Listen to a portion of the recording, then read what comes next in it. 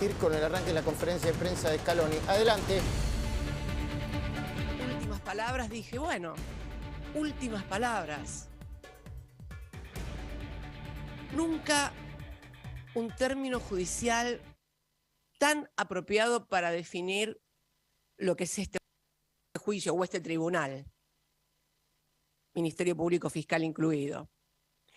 Porque si el día 2 de diciembre del 2019, cuando me tocó hablar por primera vez ante este tribunal, dije que era el tribunal del lawfare, luego de todo lo que nos ha tocado vivir, y en particular lo que me ha tocado vivir, debo decir que esto más que un tribunal del lawfare fui muy generosa, creo.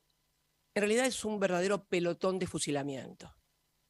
Este tribunal es un pelotón de fusilamiento y se inició fundamentalmente a partir de la increíble diatriba, no se puede denominar acusación ni alegato, a los 20 días que los fiscales Luciani y Mola se dedicaron a injuriar, agraviar, denostar y actuar, no conforme a derecho, sino cual editorial de Clarín o del diario La Nación. Realmente merecerían ser los periodistas estrellas de estos medios, porque fue increíble el desapego, no solamente a las formas, después de todo no sería tal vez lo más importante, sino al fondo de la cuestión, a los hechos. Porque como decía Fait, a quien nadie puede catalogar de acá, las opiniones son libres,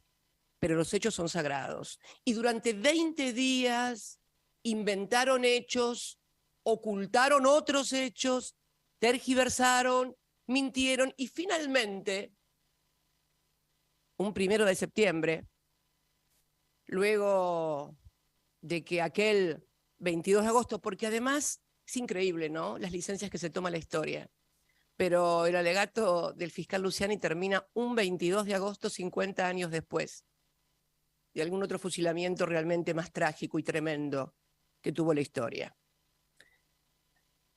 Y ese 22 termina el alegato y comienza a golparse gente que finalmente, el 1 de septiembre, una persona, acompañado por una mujer, un hombre acompañado por una mujer, dispara o intenta disparar, mejor dicho, intentó matarme, disparó.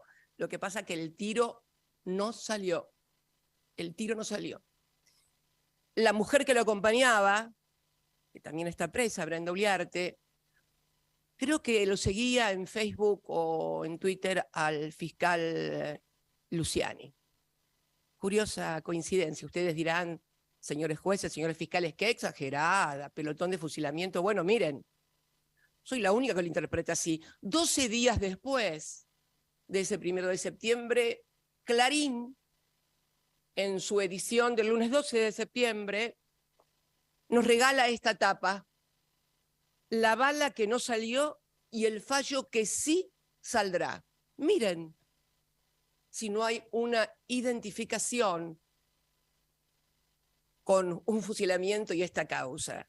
Es que Freud se toma esas licencias también y explica lo que es el subconsciente muchas veces.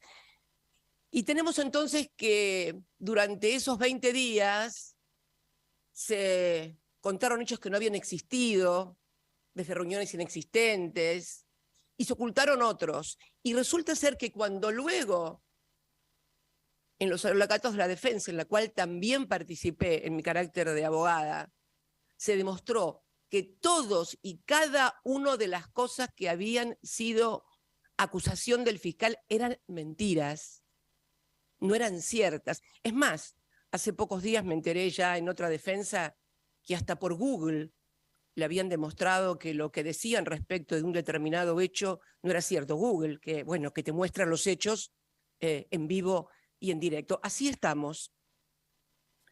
Ahora bien, cuando yo estoy acusada en los tribunales de Comodoro Pi, la figura de la asociación ilícita y las prisiones preventivas surgen Augusto y Piacere, todas, por supuesto, siempre orientadas hacia nuestro espacio político y específicamente también hacia quien habla.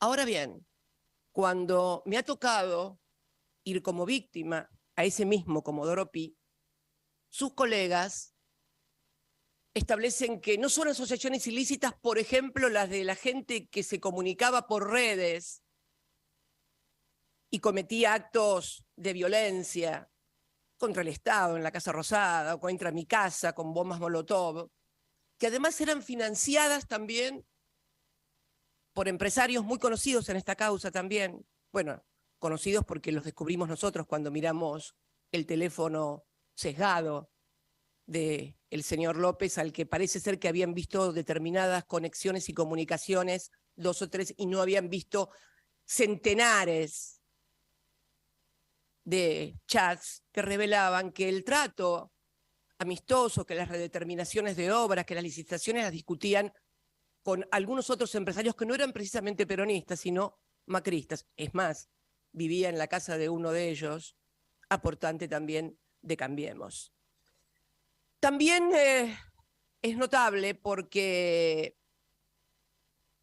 cuando uno es víctima, entonces la figura de la asociación ilícita no existe. Si es asociación ilícita, un gobierno electo democráticamente en 3 oportunidades. No es asociación ilícita lo que precisamente ha sido creado por el derecho para representar y castigar a las personas que se asocian con el fin de producir conmoción pública, que es uno de los ejes de la asociación ilícita. Tal vez porque en Comodoro Pi no se considere que mi muerte, mi asesinato, puede ser un acto de conmoción pública. Y entonces una causa por acá, otra causa por allá, y nada de asociación ilícita. Y además, por si todo esto fuera poco, porque también ayer lo consultaba con el doctor Beraldi, la figura del 173, creo que es la defraudación a la administración, y el 174, que es el que cometiera fraude en perjuicio de alguna administración pública. ¿En serio? ¿En serio que creen que nuestros gobiernos cometieron un fraude en perjuicio de la administración pública? Mi gobierno, que entregó un gobierno a un país desendeudado. El doctor Néstor Kirchner, que le pagó al Fondo Monetario Internacional. Nosotros estafamos al país, defraudamos al país cuando las condiciones de vida de la gente eran muy superiores a las de hoy. Esto es una defraudación al Estado. Sin embargo, quienes trajeron al Fondo Monetario Internacional y 45.000 millones de dólares que no sabemos dónde están, esos no tienen ningún problema. Están en Qatar, mirando el Mundial. Esta es la Argentina, porque en realidad, tal cual lo dije aquel 2 de diciembre, que me equivoqué en cuanto a lo del lawfare, ¿no? Pero no en cuanto a que no iban a dar respuestas. Los fiscales, Luciano y Mola, no pudieron responder a ninguno de los hechos, no de las interpretaciones, no de las descripciones jurídicas que siempre ameritan una parte de la biblioteca para un lado y otra parte de la biblioteca para el otro. No. No pudieron replicar ni desmentir ninguno de los hechos que la querella, y que también yo, leyendo la Constitución, porque además muchas veces la Constitución hay que leerla y se explica muy, muy simple las cosas. Entonces, creo que esta suerte de pelotón de fusilamiento tiene por objeto, y tuvo por objeto desde el principio, estigmatizar a un espacio político y fundamentalmente a quien tiene el mayor grado de representación de ese espacio, no porque se me ocurra a mí, sino fundamentalmente porque las votaciones, las elecciones determinaron darme ese lugar. En los partidos políticos los lugares se ganan con los votos fundamentalmente, ¿no? Creo que la estigmatización para que nunca nadie vuelva a atreverse a hacer las cosas que hicimos nosotros, de pagarle al fondo, de recuperar las AFJP, de recuperar YPF. Realmente creo que ha sido también aleccionador, porque ha sido una actividad, la judicial de Comodoro Pi, absolutamente disciplinadora de la clase política.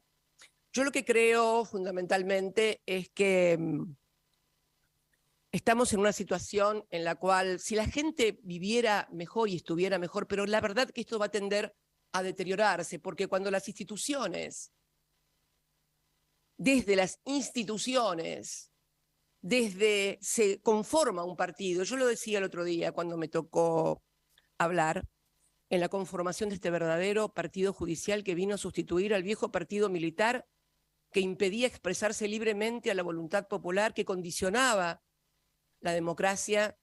Hoy el partido judicial también cumple este rol: condicionar, obturar las posibilidades de expresión en democracia y fundamentalmente también estigmatizar y disciplinar a los dirigentes en la República Argentina. Si todo esto, como decía anteriormente, tuviera por objeto que la gente viviera mejor, que las posibilidades del país fueran mejor, pero no es así. Al contrario. Y siempre ha sucedido que cuando la crisis del partido militar, siempre ha sucedido que finalmente hay hechos que terminan disparando, que no son ni este juicio tal vez, ni ningún otro. No es que estoy creyéndome que algo va a surgir. No, pero simplemente cuando la sociedad advierte este tipo de manejos y de maniobras, bueno, fundamentalmente eclosionan las instituciones. Realmente quisiera estas últimas palabras, que serán las últimas palabras en este juicio, sinceramente, pero que reflejan en cierta medida lo que dije allá, un 2 de septiembre, y que no me equivocaba. La sentencia estaba escrita, lo que nunca pensé que iba a estar tan mal escrita o tan mal acusada como fue en la Fiscalía. Porque fueron 3 años en los cuales nada de lo que dijeron pudieron probarlo. Y no solamente eso, sino que cuando hicieron nuevamente la acusación del fiscal, fueron todos y cada uno de los hechos absolutamente demostrados que eran, no solamente que eran falsos, sino que no habían existido siquiera.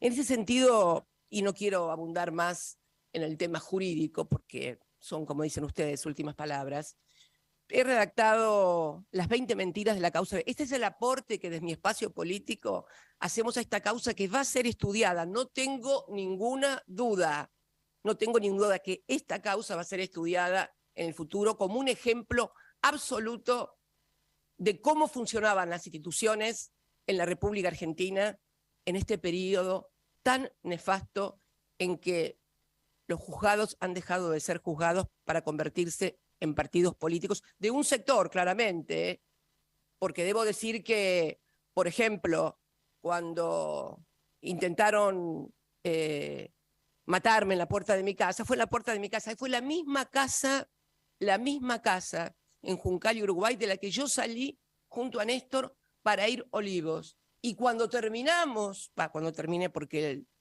ya había partido, cuando terminamos en el 10 de diciembre del 2000, volví al mismo lugar. Siempre viví en la misma casa, en el mismo lugar. Tal vez alguna otra dirigente muy importante de la oposición. Muy bien, ahí está Cristina defendiéndose en sus últimas palabras. Utilizó argumentos remanidos ya el tribunal de lawfare y está queriendo hacer un paralelismo, una especie de mezcla un poco rara. ¿Por qué no califican de asociación ilícita a los copitos y quienes atentaron contra mí? ¿Por qué no es eso? Y yo sí soy una asociación ilícita. Sí. ¿Cómo bueno, me todavía quieren... le queda... no, estoy pensando que todavía le quedan 20 minutos a ver si habla de la causa. No, de la causa. Porque nunca hizo una cronometrada. Mira, claro. Empezó y 33, son y 48 y solo habló del atentado contra su, contra Sí, su me vida. parece que lo que quiere es desarticular la idea de asociación ilícita, ¿no? Que es el cargo más fuerte que pesa sobre ella. ¿Qué dicen sus abogados? Si los jueces finalmente la condenan por administración fraudulenta, empatamos, perito para la vieja. Pero ella y adelantándose dice, che, me dijeron que si no es asociación ilícita, es defraudación al Estado. Yo defraudé al Estado que desendeudó al país. Mentira, no desendeudó nada. Dejó un déficit enorme. Pero así lo hubiera hecho Luis, no es lo que está en discusión, es la comisión de un delito penal. Así haya sido la más grande benefactora de la humanidad, no es lo que está en discusión en esta causa. Ni más ni menos. Enseguida vamos a estar conversando con Martín Rodríguez Yebra de la redacción de La Nación. Avísenme cuando esté, Martín, por favor. Pero, a ver, es más de lo mismo. Se pone como víctima en vez de como acusada. Y ella, la víctima, dice, este tribunal es un pelotón de fusilamiento. Más de lo mismo, una exageración. Yo creo que cada vez le está hablando para menos gente, ¿viste? Bueno, sí, está hablando para su núcleo duro, le está hablando también a los jueces. Hasta ahora, por eso digo, falta todavía, si es que hace uso de la palabra en su totalidad, tiene estipulados 45 minutos, le quedan todavía 25, a ver si habla de la causa o si hace algo que ella suele hacer, que es de alguna manera amedrentar a los jueces, ¿no? Con la idea de... Sí. Qué les puede pasar o cómo van a responder frente a la sociedad. Todavía eso no lo escuchamos, ¿no? por prevaricato. Ahora, y esta idea de que un gobierno democráticamente elegido no puede ser una asociación ilícita, ¿no? Que es una idea también recurrente, como si los votos te dieran una suerte de indemnidad para la comisión de delitos comunes. Y también es un forceps lo que está haciendo ahí, conceptualmente hablando. Por eso yo quería hacer un breve comentario vinculando a lo que pasó ayer con Ginés González García, un escándalo, con Cristina. Y ponía como título la palabra caraduras. ¿En qué se parecen Ginés González García y Cristina? En que ambos, más allá de sus diferencias, son unos caraduras. Y agregaría, unos necios, para que se entienda bien. Gente que te miente en la cara, porque si dijera la verdad, tanto en el caso de Ginés como el de Cristina, se autoinculparían. Ayer, a la salida de un homenaje extemporáneo, Ginés le dijo a un periodista de La Nación que el vacunatorio VIP no había existido. Y que Horacio Brevisky no era un vacunado VIP, porque el gobierno ya había decidido inocular a los mayores de 60 años y que el periodista entonces tenía 79. González García, además, intentó explicar que era más un problema mediático que jurídico o judicial. Mira. Lo que pasó tuvo mucho más consecuencias por lo mediático que por otra cosa, ¿no? Porque no hubo ningún vacunado que no fuera correctamente vacunado, o sea, que no estuviera incluido dentro de las razones por las que se tenía que vacunar. Pero bueno, se hizo un lío también que pareció otra cosa y por eso te digo, no. Obviamente no, mira, yo nunca tuve demasiado inconveniente, pero 2 o 3 veces pasaron así cosas que a la que había como noticia, la mayor parte de las veces al revés, tenía agradecimientos y cosas por el estilo. ¿Qué película estaba viendo Ginés González García? ¿Y qué se podría responder a una persona tan necia? Solo para que nadie se confunda. Ginés montó al lado de su ministerio un vacunatorio VIP, mandó inocular a sus amigos y también vacunó a domicilio, o mandó a vacunar, y con la nuestra, a gente como la familia de su amigo, el expresidente Eduardo Duhalde. Lo mismo vale para Cristina, quien ahora está hablando. Está ofreciendo sus últimas palabras, aunque viene hablando hasta por los codos, sin que a los magistrados que le investigan en la causa vialidad le genere un efecto determinante. A propósito de lo que hablara Débora, muy bien los fiscales y los jueces que no entran en la provocación de Cristina y solamente hacen su laburo, lo que tienen que hacer. Cristina ya insultó de arriba abajo a los fiscales Diego Luciani y Sergio Mola. También descalificó con puras mentiras a los jueces Jorge Gorini, Andrés Basso y Ramiro Jiménez Uriburu. Mucho se pregunta, ¿para qué seguir escuchándola si lo único que hace es mentir, trastocar los datos, negar que haya sido socia de Lázaro Báez y colocarse en el lugar de víctima, como acabas de ver, cuando la verdad es que se enriqueció, igual que toda su familia, a costa de la política? Quizá la única novedad del día, o del día de hoy, es que Cristina, para hacerse notar, va a tener que gritar mucho o inventar cosas nuevas. Hasta ahora no vi ninguna nueva. Porque la atención no está puesta tanto en ella como en el partido de mañana a las 4 de la tarde contra Polonia por el Mundial. Y a propósito, vamos Argentina todavía. Tengo 2 órdenes distintas. Una que llamemos a Martín Rodríguez Yebra y otra que vayamos con el PNT. ¿Qué hacemos? Vamos después. Dale. Bueno, vamos a tomar contacto con la redacción de La Nación. Está hablando Cristina Kirchner, haciendo uso de esas últimas palabras en un contexto también económico muy complicado esta semana. Queremos ver cuál es tu punto de vista, Martín. ¿Cómo estás, Martín Rodríguez Yebra? Buen día, ¿cómo están? Bien. Mirá, acá estamos bien. Estamos escuchando un alegato político, un discurso político en el que Cristina Kirchner aprovecha esta ocasión que tiene, como todo acusado en un juicio, de dar sus últimas palabras para plantear nuevamente que es víctima de un complot político vinculado con la idea de disciplinar a la dirigencia en general para que no vuelva a hacer las cosas que ella hizo en su gobierno, y presenta como ese paraíso soñado al que promete volver si ella, algún candidato de su sector o quien sea, toma el gobierno a partir del año que viene, como si este gobierno no fuera una invención de ella, ¿no? Está en esa línea hasta ahora todo lo que hemos escuchado, en casi media hora de discurso, vamos a llamarlo así. Cristina Kirchner está en esa línea, la línea de presentarse como víctima y de aprovechar este momento no tanto para una defensa judicial, sino para un planteo netamente político, vinculado a lo que está hablando para su campaña. Seguís los temas económicos también muy de cerca, ¿no? ¿Cuánto crees que influye? Porque esto se da en un contexto muy delicado, ¿no? En materia económica y social en la Argentina. Todos estamos viendo cómo las ideas de masa se van un poco deshilachando frente a la realidad. ¿Cuánto impacta esto? Bueno, a ver, ella sabe que la economía es el gran lastre que impide que este discurso permee en la sociedad, o que por lo menos limita la cantidad de gente que puede verse reflejada por esas palabras, por esa idea de que hay una persecución, o si querés, un complot universal en contra de ella. La economía es el gran problema de la campaña de Cristina Kirchner, y de la necesidad de ella de mejorar la economía es casi tan importante como la de poder probar su inocencia, o que no tiene una vinculación real con los hechos de los que se lo está acusando de corrupción. Entonces es muy, muy, muy delicado lo que está pasando con la economía, y ella lo sabe, y por eso también eso es un problema central de la instalación de esa candidatura hasta ahora imaginaria que su gente y ella también, poniéndole el cuerpo a algunos actos, está queriendo instalar en la sociedad. Claro, porque hay como dos forceps en el argumento. Primero, esto de decir un gobierno que desendeudó y que benefició tanto a los argentinos no puede ser un gobierno que malversó fondos, lo cual, digamos, no correlaciona una cosa con la otra, pero además ella tiene que apelar a la mística de aquel gobierno, porque hoy por hoy no tiene ningún resultado para ofrecer. Entonces es como un esfuerzo de argumentación muy, muy complejo. Digo, ¿dónde prende este argumento más allá del núcleo duro?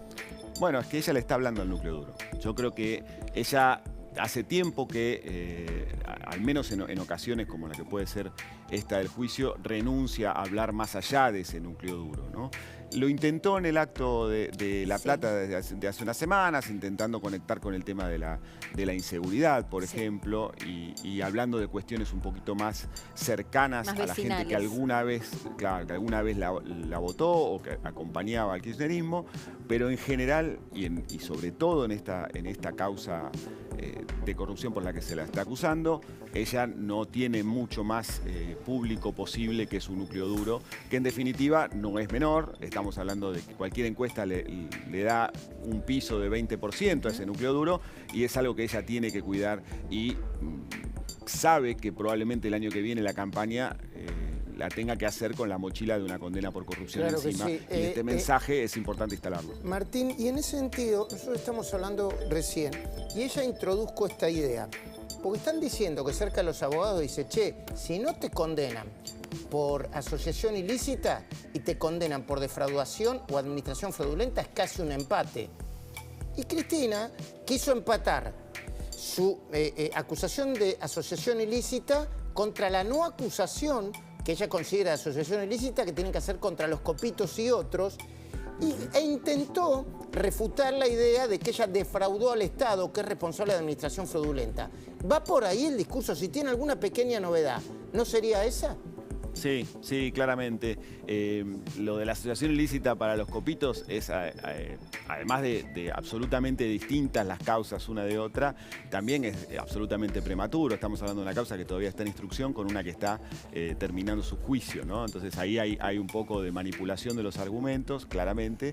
Y lo que decís de la condena menor, que sería si solo la condenaran por fraude, es cierto que se va a intentar instalar ese discurso de que, bueno, mira, no fue tan tremendo, en definitiva es una condena por corrupción, por fraude al Estado. Si ocurriera ese escenario, es dramático para la política y no tenemos muchos antecedentes, Claro que no. te diría casi ninguno, Ninguno. de un político en actividad relevante en un año electoral que llegue con una condena por corrupción. Martín, muy agradecido. Atención.